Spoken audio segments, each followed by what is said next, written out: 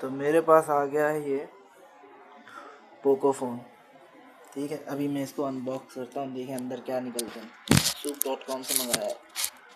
कभी कभी हो सकता है इसमें कबाड़ भी हो सकता है ना, मसला ये है या फेक प्रोडक्ट हो कोई, ये भी चक्कर। देखने में तो वही लग रहा है यार।